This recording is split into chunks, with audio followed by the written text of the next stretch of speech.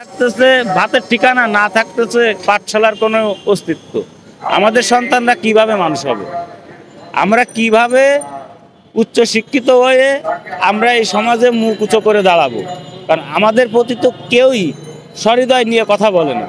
আমাদের নিয়ে কোনো পার্লামেন্ট সদস্য কথা বলে না, কোনো সরকারও কথা বলে না। আমরা ট্যাক্স বহন করি, আমরা ভ্যাট বহন করি, আমরা প্রত্যেকটা ক্ষেত্রে আমরা গরিব হইলেও আমরা সরকারকে তো ঠকাই না। তাহলে সরকার কেন গরিবকে ঠকাবে? এখন অনেকে রাজনীতি নিয়ে বিভিন্ন সময় দলাদলি নিয়ে আপনারা রাস্তাঘাট আন্দোলন করতেছেন, অবরোধ করতেছেন, রাস্তা বন্ধ করে দিচ্ছেন। এখন আমরা এই রাস্তা বন্ধ করে দিলে আমরা যাবো কই? আমাদের সন্তানরা তো রাজনীতি করে না। আমরা যারা প্যাট নীতি করি, আমাদের এই প্যাট নীতি বাঁচাইতে হলে আমাদের রাস্তাটা খুলে দিন। তা নাহলে যেই সরকার আসুক আমরা তারে কিন্তু খারাপ বলবো। এতে আমাদের গরিব মানুষকে কেউ অবহেলাও করবেন না, আর কোনো দলীয়ভাবে টাইনে নেবেন না। আমরা কোনো দল করি না। আমাদের প্রথম দল আমাদের পেট, আর তারপরের দল আসছে আমাদের পরিবার।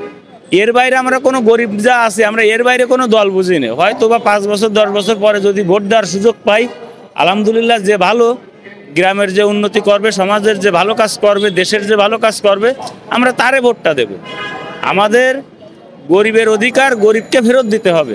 যদি গরিবের অধিকার ফেরত না হয়, আমরা দেশে 12 কোটি জনসংখ্যা আছে যা গরিব, যা প্রতিদিন কর্ম করে প্রতিদিন হাঁড়ি চুলার পরে দিয়ে আমাদের খাইতে হয়। আমরা আন্দোলন করলে আন্দোলনটা বৈদেশিক দেশে খারাপ দেখা যায়। তা আমরা আন্দোলন করব কেন? আমাদের সেরকম একটা শান্তি শৃঙ্খলার ভিতরে, নিয়ন্ত্রণের ভিতরে রাখেন। আমাদের রিজিক, আমাদের বাসস্থান, আমাদের চিকিৎসা স্থান এবং আমাদের পড়াশুনোর ঠিকানাটা সঠিকভাবে করে দেন। আমরা যেন এর জন্য আমাদের সন্তানদের আমাদের কোনো আন্দোলন না করতে হয়।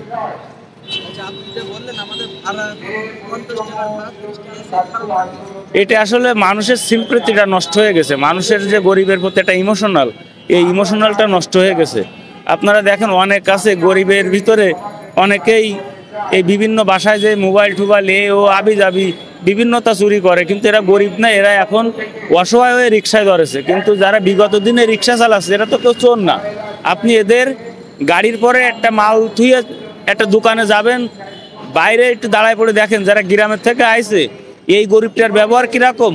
আর রাস্তার পাশে গাঞ্জা খাইয়ে যে লোকটা রিক্সা চালাচ্ছে, এই শহরে মেট্রো রেলের নিচে ঘুমায়ে, ও যতই বলুক এ কথা সে কথা, ওই কিন্তু লাস্টে পকেটমারির আগেও জড়িত ছিল, পরেও জড়িত থাকবে। মাঝখানে হয়তো বা কিছুদিন রিক্সা চালাচ্ছে, কিন্তু তাদের ব্যবহারের জন্য আমাদের যারা ভালো রিক্সাওয়ালা আছে এদের ব্যবহারটাকে আপনারা নষ্ট করে দিচ্ছেন কেন?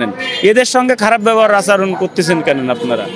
আমরা আমাদের হক আদায়ের জন্য আমরা রাজপথে আসবো না, আপনারা আমাদের রাজপথ করে দিবেন। আমরা যদি রাজপথে যাই তাহলে এদের দেশের বাইরেও দেখতে খারাপ দেখা যায়। যেহেতু আমাদের কোনো পিতা মাতা নেই, আমরা গরিব, আমাদের এইটাই আসছে সব থেকে বড় মূল্যবান সম্পদ, আমরা গরিব।